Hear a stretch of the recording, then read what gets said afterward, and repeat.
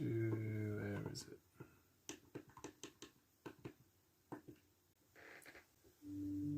Okay, it's playing. Okay, so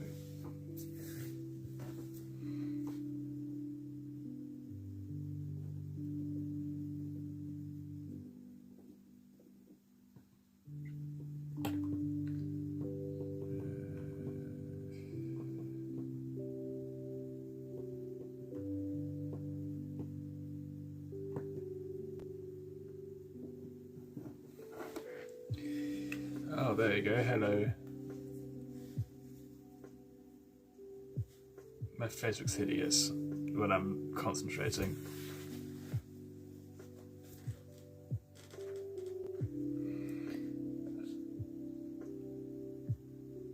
I need to bring that down. There you go.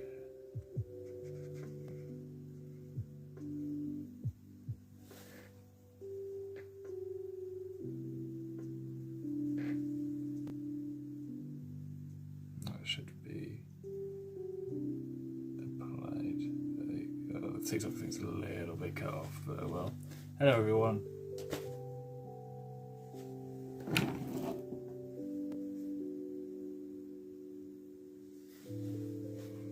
The audio's a bit wonky, and my big pauses right now at the beginning of the stream will just be checking out that the audio's alright, but it's not, it's a bit wonky.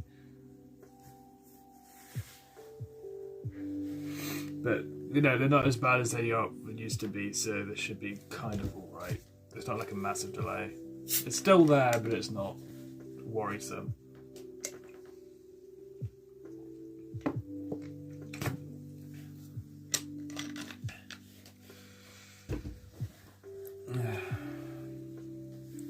But this is what the new overlay looks like. I need to kind of fix out some little minor details, but again, nothing too worrisome.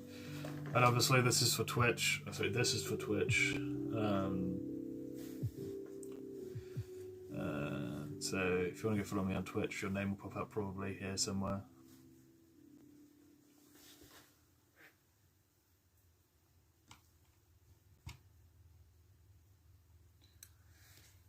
Okay, right, I'll get rid of those. So we just had an absolutely terrible stream on Twitch. Literally no one showed up. Like, I put out a vote on my Instagram so people could vote for the game they wanted to see. People voted, but then I posted a post on my Instagram story saying that I was live and no one showed up, so I feel like shit. I really feel like crap right now, so if I do kind of want to stream, but I'm gonna do it on Twitch. It's gonna mess up my my average, so I just decided I'm just gonna stream on YouTube.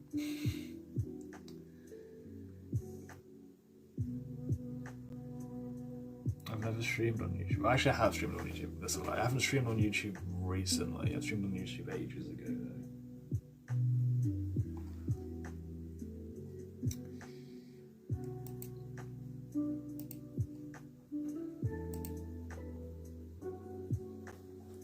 Well, it's not sure how the chat would work, but I'll figure that stuff out.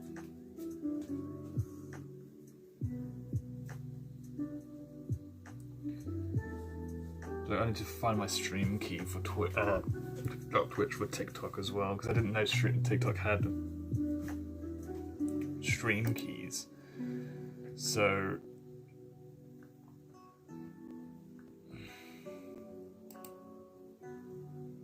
that's a thing apparently. So I'll probably set it up, because I was going to stream on TikTok initially in French, but I kind of want to have different like layouts for different platforms as well, but the problem is with that is the way Streamlab Mobile works, or it doesn't work actually.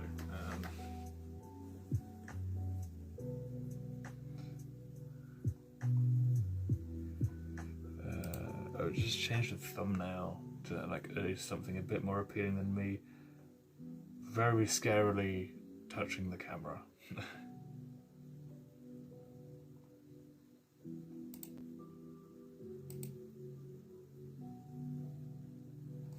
There you go, that'll do. No, not made for kids. There you go.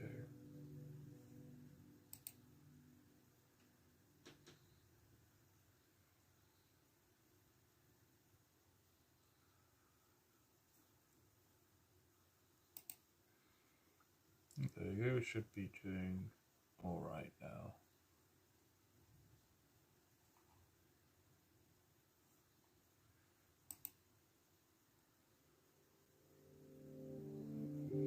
But as I was saying, yeah, I was kind of hoping for a better stream.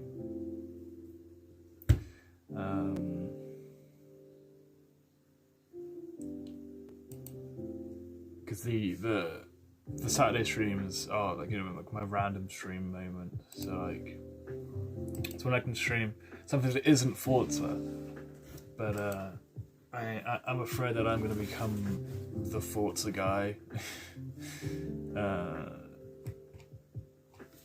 And the thing is, I do like doing the Forza streams on Thursdays, but they are so draining. But I think, I don't know. I'm just going to test the chat, see if that pops up.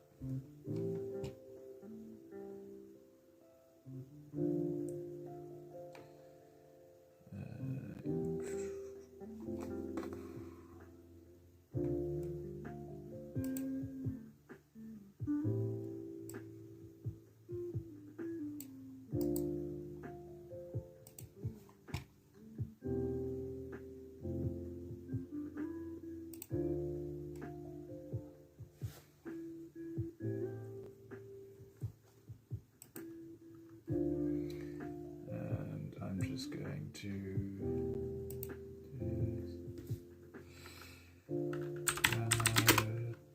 chat with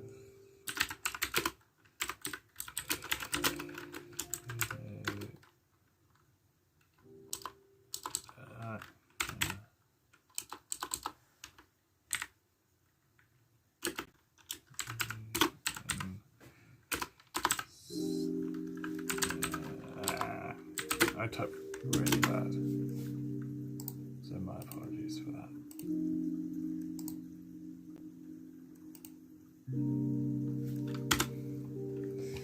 Now let's see. Hello, this is a chat.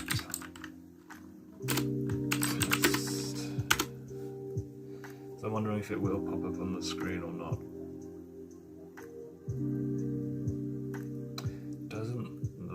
Like it oh, it does. Okay, it does.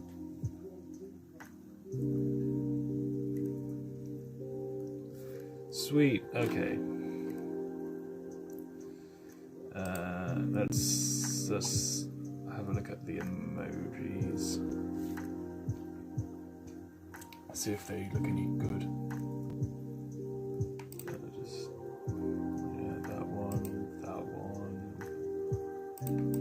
Some of these, I just want to see if they show up alright. There's no reason they shouldn't, but I just want to try.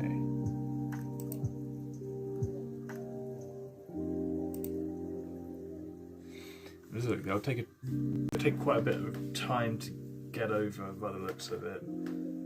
The delay is quite long. There you go. And it doesn't seem to be working.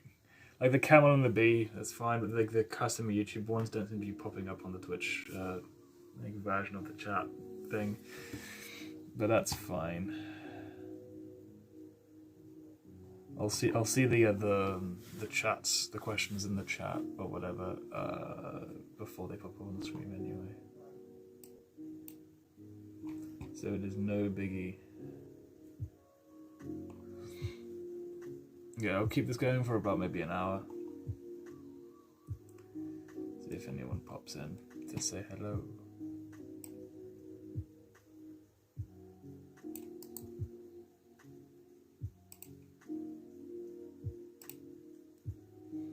I wanted to stream, but I didn't want it to affect my Twitch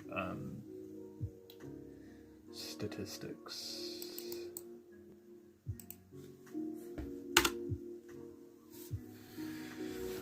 I had a party at my house last night for my brother's birthday, which is tomorrow, I believe, actually. And I am very obviously quite tired. If you guys couldn't tell. So, yeah. I'm a bit on the slow side. Nothing new has really arisen, to be fair. I do eventually want to try streaming on my Xbox again with this. It's my GoPro webcam thing. But obviously with the lower bitrate, to see if it will not artifact to shit. Because that's just a thing that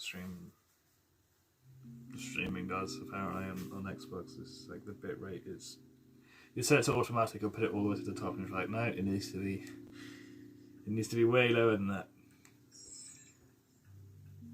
Did the test chat thing just pop up again? I was like, this really slow. Okay, no, this is the stream on my other screen over here is quite late. This is the camera here. As you guys can see, it's got quite the wide angle lens. Obviously, you can't see it very well because of the ring light, but it's quite wide. It's not exactly a GoPro. I'll say it's a V10. And I believe I actually currently have my brother's band playing on here because I couldn't take them off of the SD card. I could move them, but I could copy them. I couldn't remove them. So I'll do that now. I've got them all on my laptop anyway. They're all backed up and all that. So I don't know why I kept the beeping sound on. Let me just turn that off. Audio went on, but the bloody beeping is so. Where is it? Beep sound. There you go. I'll turn it off for the stream, obviously, but then obviously when I'm gonna be using it on my helmet, I need it on, so I know when it's rolling.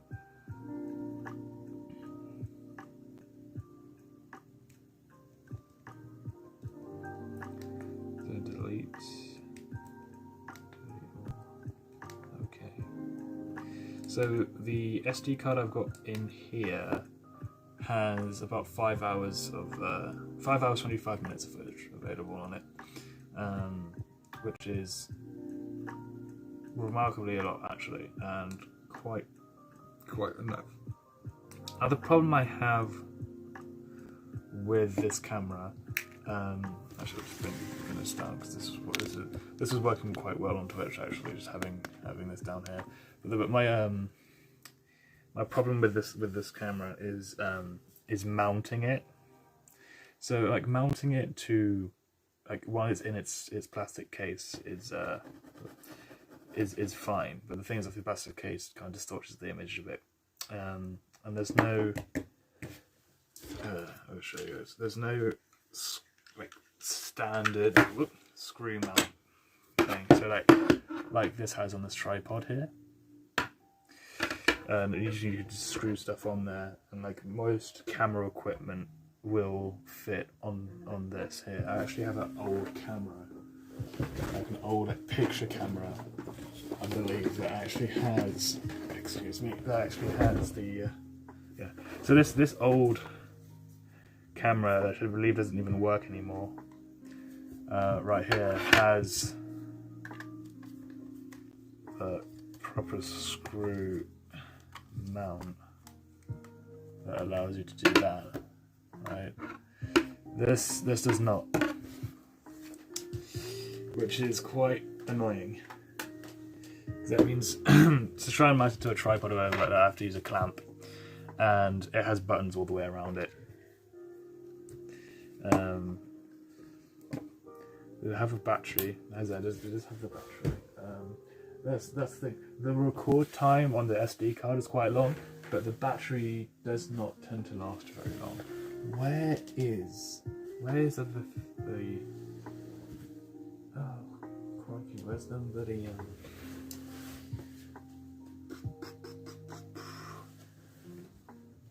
where's the box for it?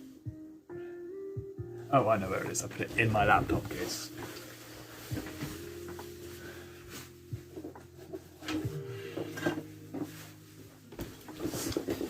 Now, I can't remember if that actually came with one, but it doesn't have like a separate battery charging dock. Like, I can't remember if it actually if it ever came with one or not. But it doesn't look like it did. Well, they used to have a bunch of accessories, but they've just all been lost over the years. Which means you can only charge the battery if it's in the camera. So basically, before like you go recording or anything like that, you have to like charge them like at different times.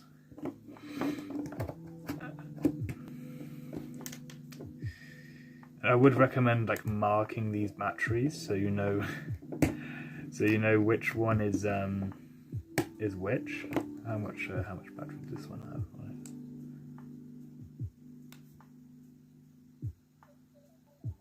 it? Okay, so this one. I did already charge both of these, but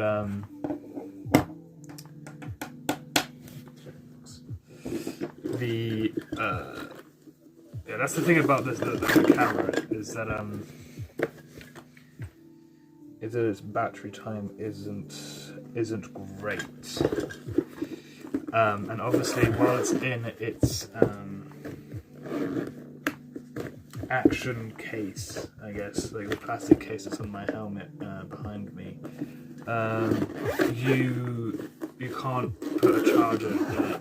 You can't plug a charger into the side of it unless you modify the case. Also, this has lost its little protective thing, so I have to like put tape over it every time that I use it, which is, you know. But it is quite a nice camera. It does film 1080p. It does have the fisheye lens, and it is quite fun. It is a fun little camera. What else could I just put on the desk here and rant about? I know. I want to talk about my old headset. Like my old headset. I don't have the microphone. Oh, there it is. Now, this used to be like my gaming headset. It was for a while, actually. I think it was for about 2 years. I can't remember what exactly brand of Turtle Beach those are, but these are Turtle Beaches. And these are my new ones, which I now realise aren't all that better in every other aspect apart from the two aspects that really matter. So we'll talk about these in a bit. We'll talk about these first. We'll talk about what I like about these first. They're very comfortable. They're not the most comfortable, but they are very comfortable in the sense that they, you know, that you can move them like this, and they've got the headband as well, and there's the shape as well. You know, fits your ears quite well. The only problem I found with them is this wire that it's too short here. It just kind of gets wrapped up and kind of strangles you in a way. But I still use these as just normal headphones. But the problem is that they have absolutely no bass whatsoever. So these aren't for listening to music at all. These are great for like watching YouTube videos and stuff, and and maybe podcasts, but these have no bass, which is really weird for gaming headsets, because usually these have a whole lot of bass, but these have no bass.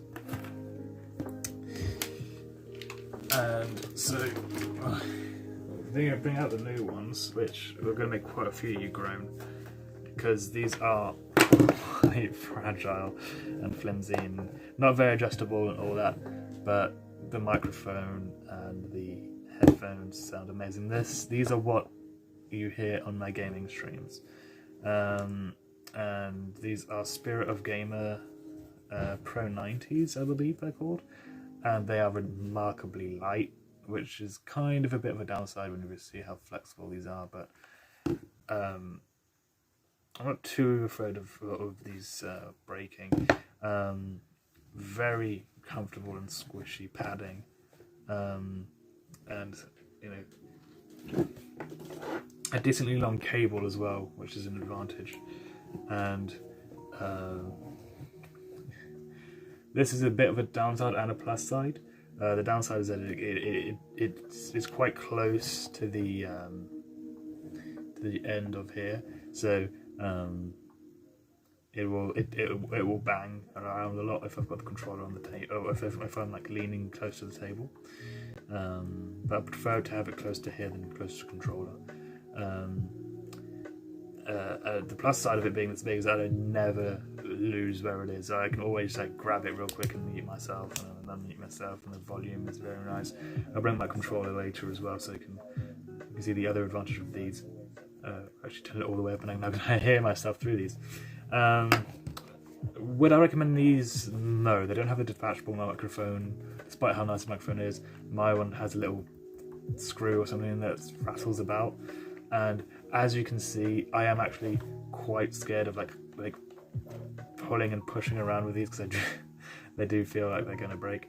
But they cost about the same as the Turtle Beaches do, and as headphones, they're better. They're just better headphones. The Turtle Beaches just don't sound that great now that I've tried these out.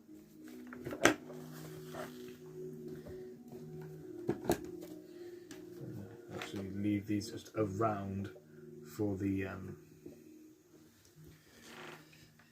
this. Now let's unplug it real quick. This is a wired Xbox One controller. It is a Pro-like controller, but it is not a licensed Xbox Pro controller. I also realised it looks quite blue on my TV screen here, but it does look the right shade of purple on my other screen, so that's fine. So yeah, this is a Pro-ish controller. It's by Power A.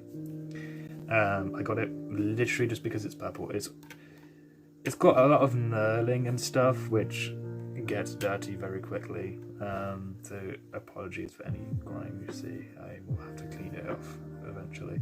But plus sides and downsides to wired controllers. The plus side is, well, you got no battery like you have to worry about with these. This is so shut up. This is a very old controller, so this is why it's so like covered and stuff and all that. But you don't have to worry about battery management with this, because this you just plug it in and use it. You can use it on so many other a lot more things as well, because a lot of things will just accept just a normal USB controller. This controller in particular has these reprogrammable buttons, and I will show you guys how that works. Let's bring the cable back in. Again, a very decently long cable, even though my Xbox is literally just at arm's length to my left here. So the way the reprogrammable buttons work on this is you press the button at the back for a little bit, and then you let go, and it will flash slowly. And when it flashes slowly, you can press a existing button and it will flash quickly, and then you can press either one of these to decide which one you want to map it to. So right there, I mapped the right bumper to the right. I believe they call them advanced gamer buttons, or something like that, which is really cringy, but you know. Like everything feels nice on here. It doesn't feel cheap at all. It feels light, but not cheap. And I always think that these buttons look like Smarties, but you know, the sticks are like, there's no drift, there's nothing wrong with them. There's like very little wiggle room. It's very not great for driving games. I will notice, because the triggers are quite quick on the draw. So this is not for driving games. This is very obviously for shooters. Now the downside of wired controllers is that there's a lot of mains buzz, which is why I never like voice chat with these. But just for plugging in and listening to it, it's fine. So when you plug in the headset, you see the light in the middle will glow here, and this is your volume control. So down here is down, and then to the right it's up, and it will beep when it gets to any of the extremities. So it will beep when it's at the loudest and beep when it's at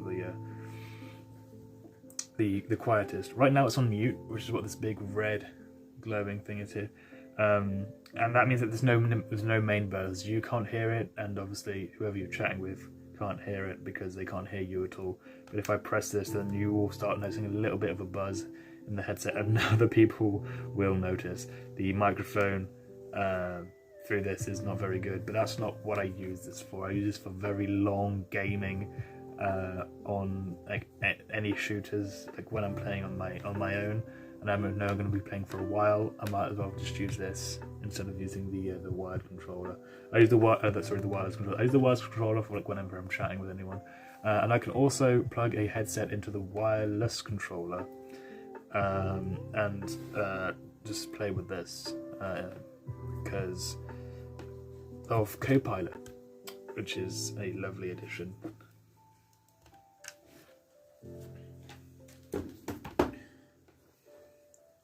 I don't want to put up the other controller. It's very embarrassing, to be fair. So I won't pull that out. Let's go into detail on the airsoft guns, actually, because I showed the disassembly and all of that, but I never really got. I mean, I used to have videos talking about these, but I never. That's the problem. It's getting them into frame is going to be an issue, but it should be fine where it is. So, right here we have a very, very tight Umarex HK416C.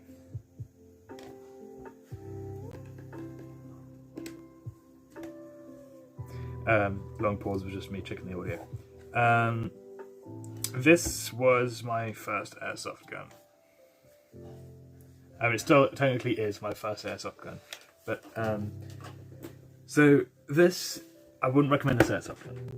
I'm just going to come out and say it right away. I would not recommend this replica to anyone who is starting out on airsoft. I would recommend it, however, if you're looking for a relatively cheap but decent prop.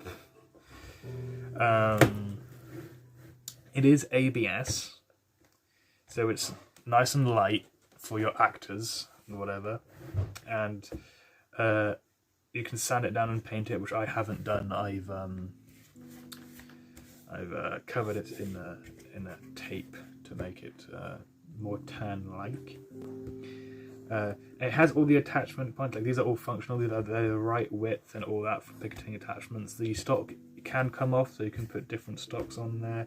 It does take standard M4 style Stanags. Get the polymer out, the polymer one out, but I don't want to open up my bag. So, what was I saying? It does not have a muzzle attachment though. That's the one downside to it. It does not have. You can't put a suppressor on there unless you like kind of like melt it on there yourself. Wait, this is a pretty decent prop for a HK 416C, and yes, this is a 416C. I have had people tell me it's not a 416C because obviously they play Rainbow Six Siege and they know guns, but this is indeed a 416C, and I can say that with full confidence because this is a fully licensed HK product. So Umarex and HK work together on this. So yeah, so it is a 416C. Just because it doesn't have like the ridiculously short barrel and the crazy stock does not mean it's not a 416C. This is what this is. Actually, the 416C in Siege is actually a 416RC or something like that. But let's talk about why this isn't a very good airsoft gun. The internals are plastic. The entire thing is plastic, apart from a few things that are metal, like the trigger and the safety, the barrel, obviously, the iron sights, and the magazine it comes with. But everything is very, very fragile. Everything's so brittle on here. I actually had to super glue the butts, the end of the buttstock on, because I dropped it and broke the tabs off of the retention mechanism for it, which sadly means that this can no longer be used as an airsoft gun because I can't get to the battery compartment easily unless I change out the stock. B. Okay, we have someone spamming B in my chat.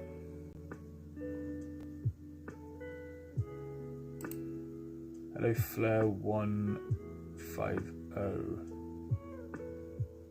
I'm gonna have to put the user in timeout.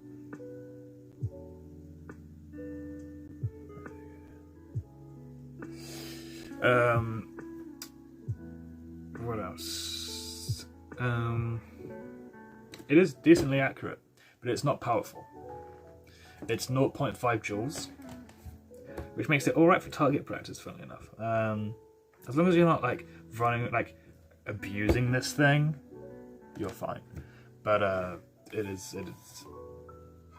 better off as a prop, especially if you don't mind doing what I've done to it, which we'll get into actually right now. So I've done quite a few things to this, but we'll just go with the current modifications and not its history. So at the front here, this is actually, I actually tried taking this apart. Let's move it this way. I actually tried taking this apart once before, but the problem is that this can't be taken down like the AUG and the M9 I'll be showing later.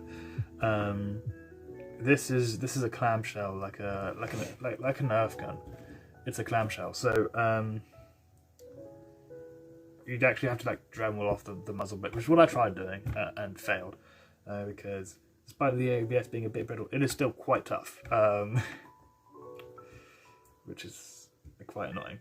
So to cover up my mistake, I put a fake like flash hider, I guess, at the front here that is actually rubberized. So it's actually the rubber bit from a handlebar from a bike, and also means that if I ram into a wall or something by accident, I don't put a hole in it, or might put a hole in it, but it will deal less damage if I accidentally bump into something or someone. The front sights is just gone. Like the screw that went through it is just dead, and there's no way this is actually accurate at all anymore. I tried fixing it with glue, but no, that's and also because of the much larger muzzle bit here, this can't actually go down all the way, so that's why it's up even though the scope is on here. At the front here, you've got my. So this did have this come with a sling, but it is now on the AUG because I thought it would be more worth it to put it on the AUG than put it on here. But I decided to try my best at making a sling attachment here.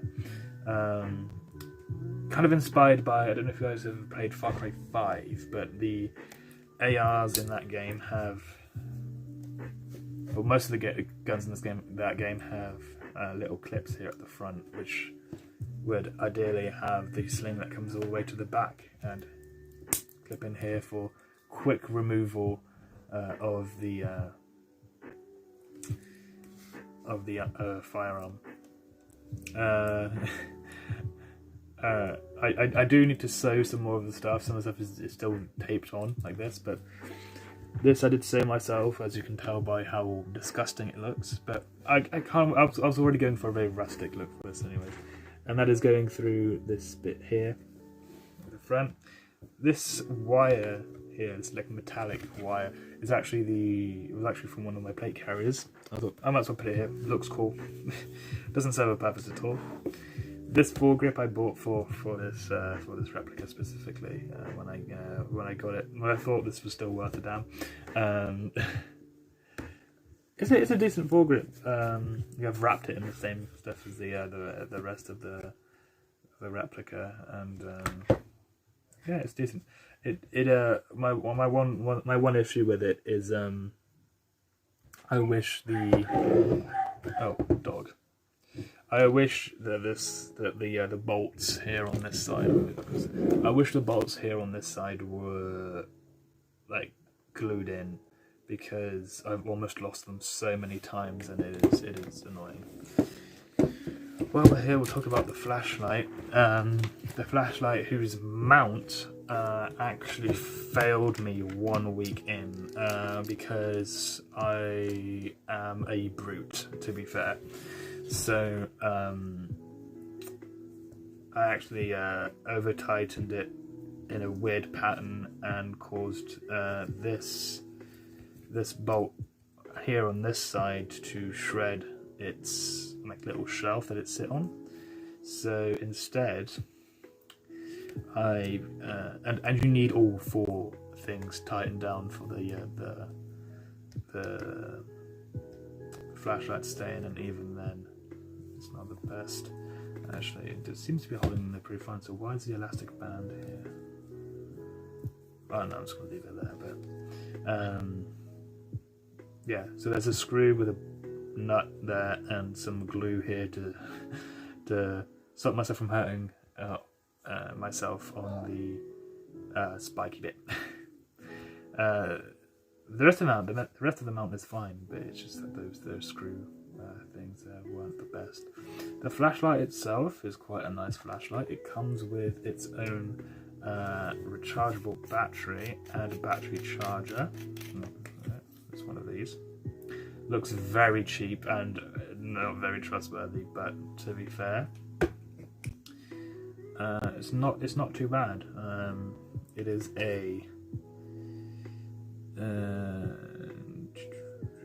3.7 volt Li-ion battery, 4,000 milliamps, and it is decent. It is a decent flashlight.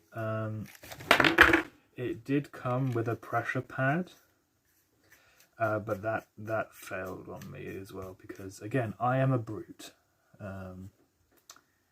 It has multiple different settings. It's got this button on the back. I'll point it like here towards my hand.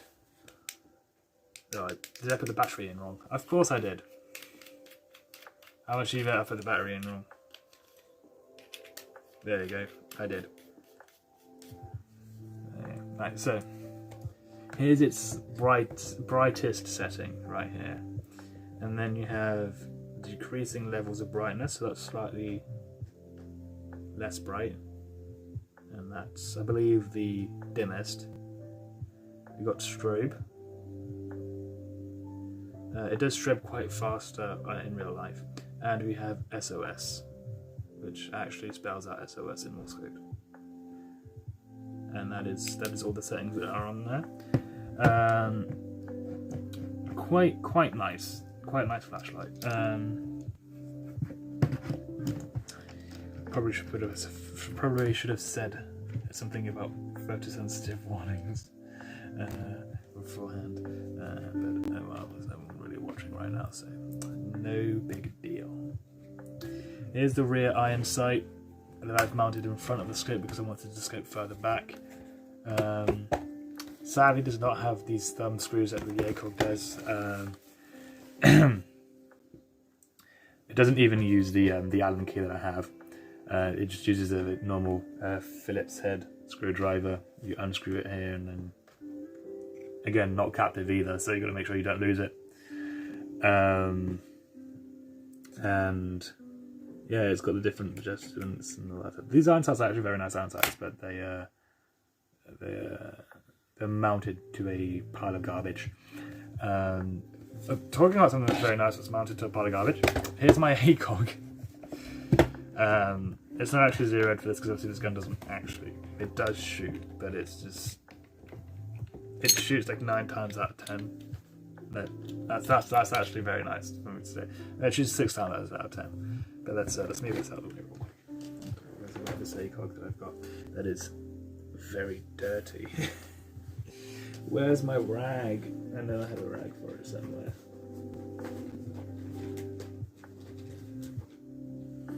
Where is that?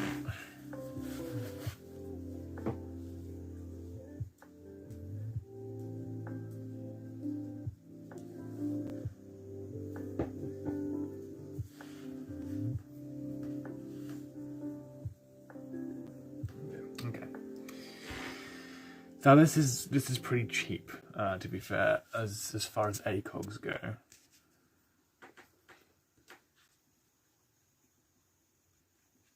That's what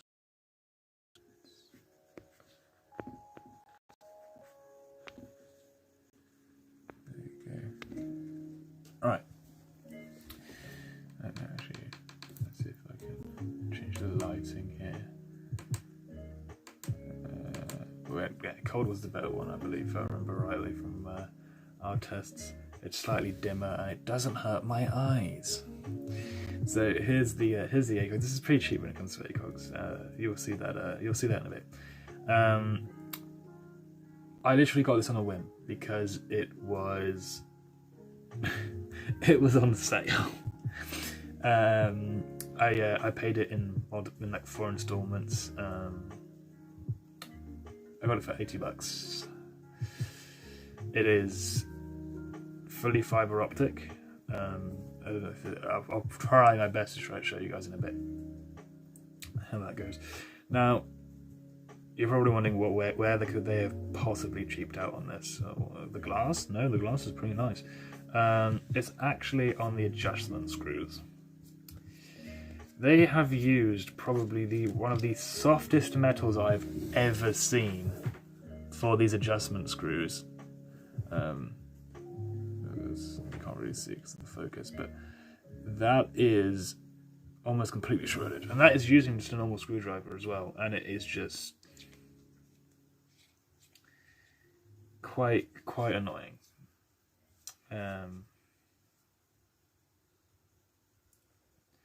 But I'll try and see if I can. That's going to be quite difficult with the ring light. I don't think you can kind of see it, but not very well. If I try turning the ring light off, there won't be a lot of light to see through it there, but you can kind of see a little red glimpse around there, but not a whole lot because of how the scope works. But it is a quite decent scope. It's got the crosshair. I'll tell you guys because I can see it. So the crosshair on here is, oh my god, my eyesight is really bad, huh? It does have mil marks. I believe it's from. It has a markup 4. I believe 4. I don't know if it's 440 because this is for airsoft. You got to remember. And 6 is like the longest, and I believe in between 2 we've got, that's 6, and that's probably 4.5, and then 3.5, and then 2. And yeah, so that's just the middle bit is illuminated as well. But again, it's a very decent scope. Obviously, it's for the day. It being fiber optic, it needs surrounding light to function. Well, it doesn't need surrounding light to function. It needs surrounding light to be able to, like, you know, use the illuminated reticle in the middle. But it is pretty decent. Now, the reason I got it mounted to this and not the AUG is because the sight over bore on the AUG is quite crazy, and this thing has already risen up quite a bit. So now, another thing that broke on me on this replica is the latch for the charging handle. So normally, when you grab the charging handle, you press down a little latch, and that basically lifts up a hook that attaches to the body of the replica, which stops it from, like, moving back on its own. Obviously, that broke off, and I can't wait to fill the space. So I put a bolt through here to kind of also extend the charging handle out, even though the charging handle isn't functional in this replica whatsoever. The only reason that you use the charging handle is to open up the dust cover on the side, like that, and it sounds absolutely atrocious. Now, obviously, with the ACOG here, it's quite hard to grab the charging handle like you usually would, like this. So this little bit on the side actually lets you grab it pretty nicely. The wrap itself took me, I think in total hours it took me maybe an afternoon, but I did it over 2 days because, yeah, and I wish I would have done it a little bit better. There are some things I probably would have done a bit better on this to make it look a bit more uniform. Here we've got Chaos Company, Alpha Sierra Ragnarok, which is the airsoft team, and the persona that actually uses this replica is Scottish, so they've got a very crudely done Scottish flag here, using blue tape. I've changed the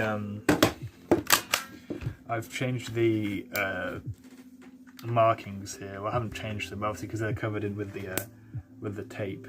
I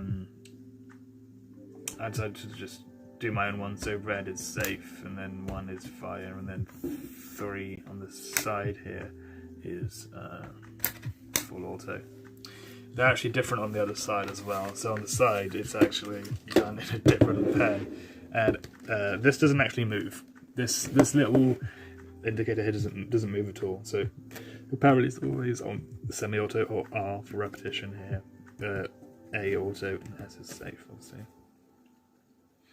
The bolt. The bolt. This is actually the housing for the piston. It used to be gold, and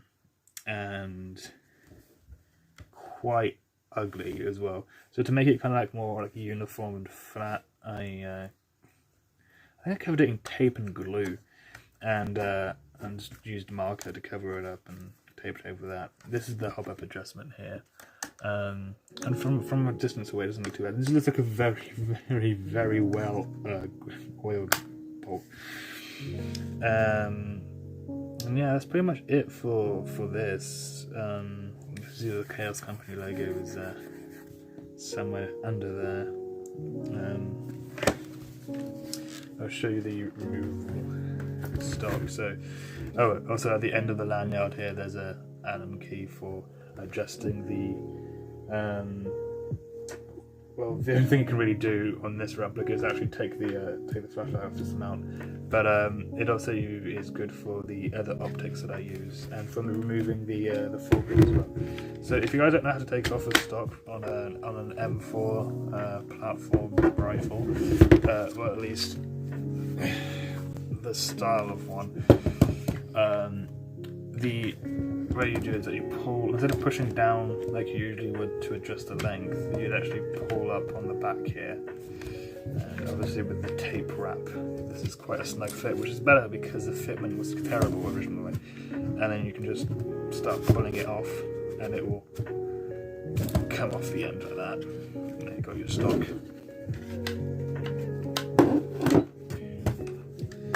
And this is what the leg end looks like. I did wrap this as well again for the fitment, and this is the old cable, which is very dead.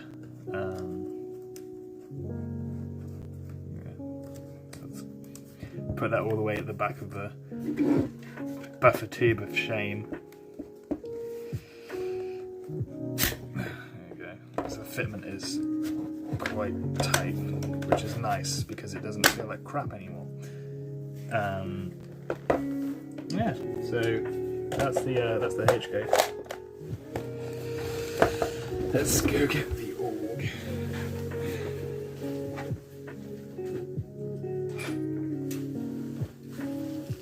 Now I did show this on my Twitch stream not long ago, but I thought I might as well show it here as well. I've got the way the sling mount works. The way the sling works is on my plate carrier I actually have loops, these plastic loops that attach to the main body, I guess, of the plate carrier, and these clips clip onto that. So there is a shorter and a longer side. The shorter side goes onto my right shoulder and the longer side goes onto my left, obviously. So I can unclip the shorter side to have the gun swing further behind me if I'm doing something with my hands that requires a bit more space. And I do use the QD mount here to clip it back into place. So just do that. And I'm trying to remember how I did this originally.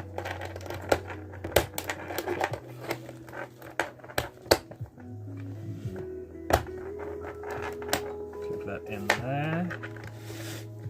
Grab the short end and clip that straight onto the QD mount.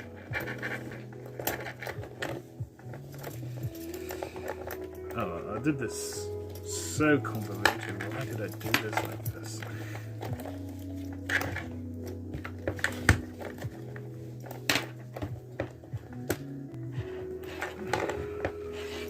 It doesn't really matter how I put it away, to be fair. And then I'm just... Usually, if I had the QD mount at the front, I usually clip it on here, but I've actually lost it. No, I didn't lose it. I found it in my utility room, rusted to hell. So I just thought I'm just gonna leave. I'm just gonna leave it because this is not like the HK where this is like a battle-hardened military rifle. This is supposed to be a counter-terrorism, a very very specific piece of kit. So let's start at the front. Obviously, every Spec Ops man knows he needs a suppressor. This is a 14mm counterclockwise threaded suppressor with no baffles, no foam. This is just a metal tube, which I recommend for airsofters if you're not going to use. For at least for electric ones, you don't need an actual suppressor. So don't bother clacking out a bunch of money on a suppressor that won't do anything with your electric replica. This is not only this hollow, but it also has quite a bit of room as well, and it's not like capped off really violently. It actually has like cones that go in, so the cone kind of goes in a bit and then out a bit, so the BB kind of doesn't bounce around. If it does bounce around, it won't get stuck in the suppressor or break your suppressor or anything like that. This used to have a muzzle brake on it, but yeah, I just had to go with the suppressor instead. So that suppressor did caused me some issues. I did have to glue this ring here into the inside because it had interchangeable. It does have interchangeable things, so you can use it either way. And these little end caps have different thread directions and sizes. And as you can see on the inside here, this end of it is just hollow all the way through, but this end stops like here, and then does the cone thing I was talking about to make sure that the BB goes through the suppressor with no issues. But you could technically put this way around, but I believe that this is a clockwise thread on this side and a counterclockwise. I kept the both 40mm ones on this case, but most of them are this type of 14mm counterclockwise thread. Which doesn't mean a whole lot to me because I always screw it the wrong way first. No matter what direction the thread is, I'll always thread it the wrong way. Has some nice knurling here for grip, but you don't want to tighten it down too much. There you go. This barrel, I kind of want to get a shorter barrel. You can get barrels at about that end about here, so from here to here. I kind of want one of those. Although to be fair, this barrel does look like it's just supposed to like cut it to what length you want and then do that, but then I won't get the thread. I'd have to weld the thread back on, and yeah, because for counter-terrorism, this barrel stick out is a bit long. The thing that's causing me the biggest issue with this, apart from the hop up being a bit wonky, but that's not an issue, is this foregrip. This pin sheared so quickly, but it's now got a screw there, and I just had to remount that, and that's fine. It's a bit wobbly though, that's why I usually use it in its upright position here instead of its downwards usable position, because of the amount of wiggle, obviously, because I had to change out the pin. The pin is now a screw, and the screw is because the pin had, the way the pin was is that it had a bigger diameter in the middle, but obviously this doesn't, so it wiggles quite a bit, and because of the way you mount it, there's nothing I can do about that. But if you're constantly pulling back on it, it's not an issue, but I like it in this position here. This did used to have the flashlight on it. It used to be on this side, so I would use my trigger finger here to turn on off the flashlight, but I don't have it on here because I used to mount it on my wall. But I might, like when I'm using this, I might mount the flashlight on here every now and again. This is the sight over bore I was talking about, with the AUG A2 being the model that this is.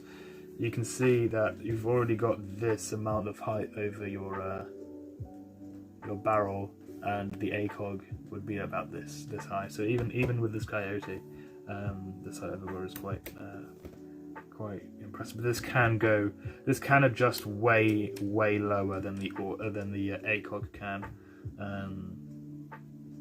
because the light in here is much easier to move around than the reticle on the AUG. I went for this particular one as well because I wanted a very cool CT replica, and so I went with the all black police AUG A2, which has all of these fancy little rail attachments here. So eventually when I get probably like a nicer red dot to put on top of here, this little Coyote can go on the side here. Because that's actually what this is sighted for. It's actually sighted for the side. This strap I explained in my Twitch video is actually what holds in the strap, and it's also what stops the takedown pin from falling out because the retention spring for it left.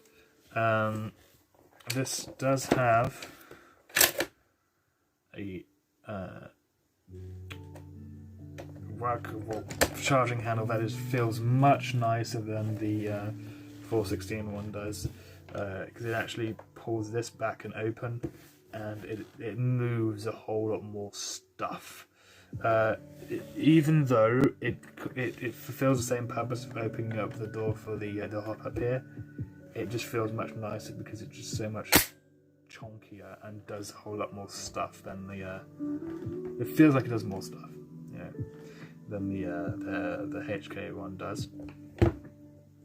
I have an extra safety, but one thing I have realised with this safety is that obviously right now it's on fire, but on safe, right? You know, as a right-hander, right now it's on safe, but when you, like, if you've got it on the sling and you've got it on safe, and then you go grab it to pull it up, you can really quickly whack off the safety like that. So like as you're grabbing it, just do that. Obviously for a left-hander,